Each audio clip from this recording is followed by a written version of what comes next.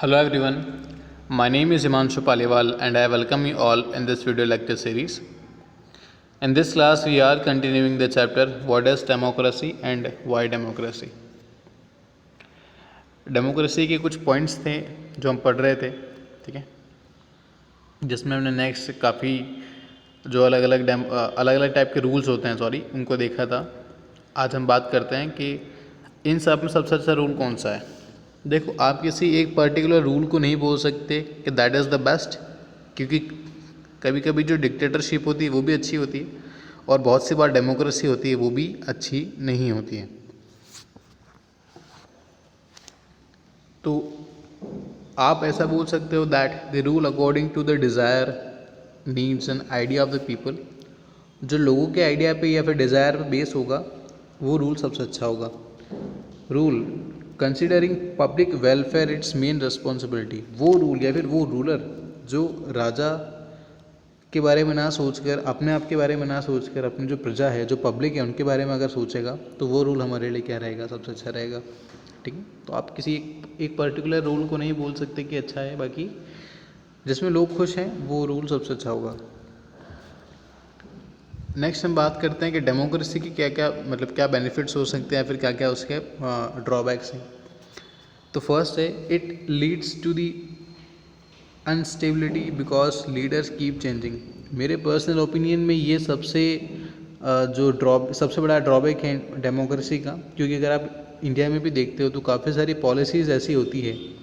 जैसे मान लो कि अभी 2014 में इलेक्शन हुए थे लास्ट टाइम, वैसे तो 2019 में हुए थे, लेकिन गवर्नमेंट चेंज 2014 में ही हुई थी. तो इसके पहले कांग्रेस की गवर्नमेंट थी, तो वहाँ पर जो चेंजेस किए गए होंगे, वहाँ पर जो पॉलिसीज चल रही होगी, या तो उनका नाम बदल दिया जाता है या फिर वो पूरी पॉलिसी ही चेंज कर दी जाती है. तो ये काफ़ी बड़ा एक ड्रॉबैक है, क्योंकि वैसे इंडिया काफ़ी बड़ी कंट्री है, आपको भी पता है, तो कोई भी पॉलिसी को ग्राउंड लेवल तक आते आते काफ़ी टाइम लगता है. और लगभग आप 5 साल मानो तो 5 साल सफिशिएंट होते हैं एक पॉलिसी को ग्राउंड तक लाने में.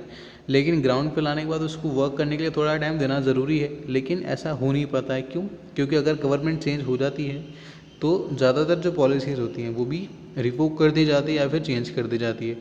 तो मैं ये नहीं कह रहा कि गवर्नमेंट चेंज नहीं करनी चाहिए, लेकिन थोड़ा एक मोरालिटी रखनी चाहिए कि जो पॉलिसी अच्छी हो उसको कंटिन्यू करना चाहिए, जो नहीं है उसको अवॉइड भी कर सकते हैं.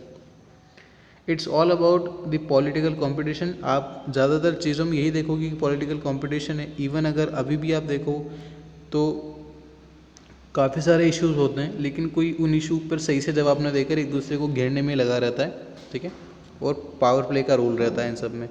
कोई मोरालिटी शो नहीं होती है.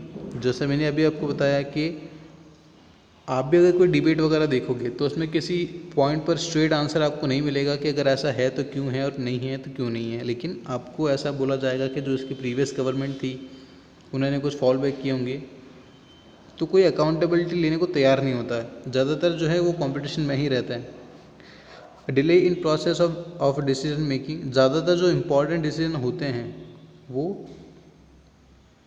काफ़ी डिले चलते रहते हैं. जैसे अभी आप राफेल का आपने सुना होगा, 2020 में जाके आपको रफ़ाल पहली बार आ रहा है. ठीक है, लेकिन आपको याद होगा जब कारगिल वॉर हुआ था 1999 में, तब अटल जी की सरकार थी. उसी टाइम पे ये डिसीजन चल रहा था कि हमें फाइटर जेट्स की ज़रूरत है. और आप देख लो, अगर 99 में बात हुई थी तो अब जाके यहाँ पर फाइटर जेट्स आ रहे हैं. ठीक है, तो एक पॉलिसी को लाने में इतना टाइम लग गया है. तो ज़्यादातर जो ड्रास्टिक डिसीजन होते हैं, जो स्पॉन्टेनियस उसी टाइम पे लेना ज़रूरी है, वो नहीं लिए जा सकते. क्यों? क्योंकि या तो गवर्नमेंट चेंज हो जाती है या फिर आपको सबको एकजुट होकर चलना पड़ता है. ठीक है, क्योंकि आपका जो पार्लियामेंट है उसमें भी काफ़ी सारे मेंबर्स है, तो उसमें भी वोटिंग होता है. उसके बाद जाके आप कुछ ले सकते हो. नेक्स्ट है बैड डिसीजन मेकिंग. अगर डेमोक्रेसी में एक तरफा राज है, जैसे आपको पता होगा 75 में जब 1975 में इंदिरा गांधी की सरकार थी. देखो, मैं यहाँ पे किसी को क्रिटिसाइज़ करने के लिए नहीं बैठा हूँ. मुझे बस उस टाइम पे अगर एग्जांपल याद आ जाता है तो मैं सीधा आपको बता देता हूँ. If I am hurting your sentiments then I am sorry, लेकिन आप बस इसको स्टडी के रूप में लोगे तो आपको काफ़ी अच्छे से समझ में आएगा. अगेन मैं जैसा कह रहा था, 1975 में जब इंदिरा गांधी की सरकार थी तो उस टाइम पे इतना अपोजिशन ग्रो नहीं किया था. उस टाइम पे बीजेपी की इस्टेब्लिशमेंट भी नहीं थी.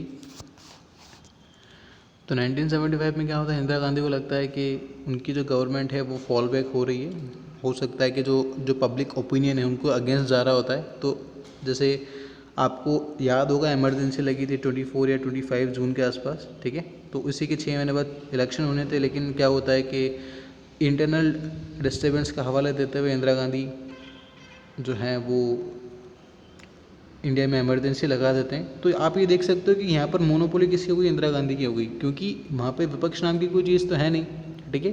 तो आप भले ही चाहे डेमोक्रेसी में बैठे हो, लेकिन आपका तो राज हो गया ना वहाँ पर, ठीक है। तो इस टाइम पे ज़्यादातर जो भी विपक्ष के लोग थे जो कि अपोजिशन में थे, उस टाइम पे सबको जेल में डाल दिया गया। इवन जो आपके अभी के जो प्राइम मिनिस्टर है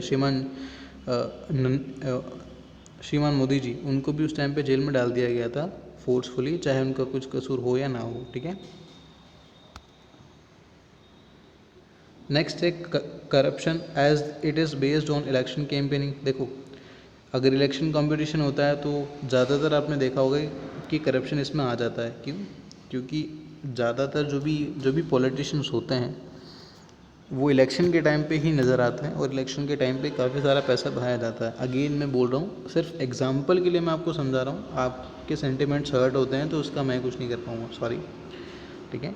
तो उस टाइम पे करप्शन हो जाता है। क्यों? क्योंकि आप बस ये देखते हो कि उस टाइम पे आपको पैसे कौन दे रहा है, या फिर उस टाइम पे आपकी कौन मदद कर रहा है।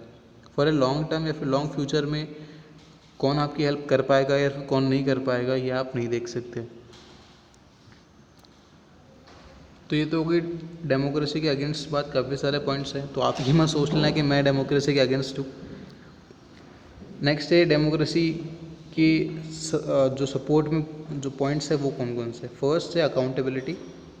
आपकी जो भी गवर्नमेंट है, अगर वो डेमोक्रेटिक गवर्नमेंट है, मतलब आपने उसको इलेक्ट करके भेजा है वहाँ पर, तो आप उनकी अकाउंटेबिलिटी प्रूव कर सकते हो। आप उनसे किसी भी चीज़ का क्वेश्चन पूछ सकते हो। इसीलिए जो इंडिपेंडेंट जुडिशरी का जो सेक्शन था वो भी होना ज़रूरी है। अकाउंटेबिलिटी का जो सेक्शन है वो मोनार्की में नहीं आता है। राजा अगर बैठा होगा तो उससे आगे कोई सवाल नहीं कर सकता गलत, ठीक है। It avoids reckless and irresponsible decision.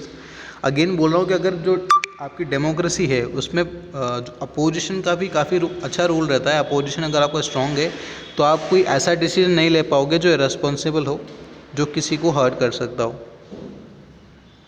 In short आप देखोगे तो जो भी आपके एरिया में लोग रहते हैं सबको आपको साथ लेके चलना होता है। नेक्स्ट है avoids monopoly of A section of society. अगर एक आपका सेक्शन है जो कि जो भी रूलिंग गवर्नमेंट है उसके काफ़ी क्लोज है, तो उनकी मोनोपोली होना काफ़ी इजी बात होती है उस कंडीशन में। तो ये सब अवॉइड किया जा सकता है अगर जो डेमोक्रेसी है वो काफ़ी स्ट्रांग हो। ऑन पेपर भी स्ट्रांग होना चाहिए और रियलिटी में भी काफ़ी स्ट्रांग वो होना चाहिए। जैसे चाइना है, तो चाइना के जो काफ़ी सारे डिसीजन हैं वो मोनोपॉलिटिकल वे में लिए जाते हैं, ठीक है। तो उससे काफ़ी बार जो वहाँ की लोकल पॉपुलेशन है वो सफ़र करती है। तो अगर आप रिसेंट न्यूज़ फॉलो करते हो तो ये आई एम श्योर आपको ये जो चैप्टर है काफ़ी इंटरेस्टिंग लग रहा होगा। ये तो कुछ डेमोक्रेसी के अगेंस्ट और इसकी बात होगी। अब जो भी आपके नेक्स्ट टॉपिक्स हैं उनको हम नेक्स्ट क्लास में देखेंगे, ठीक है।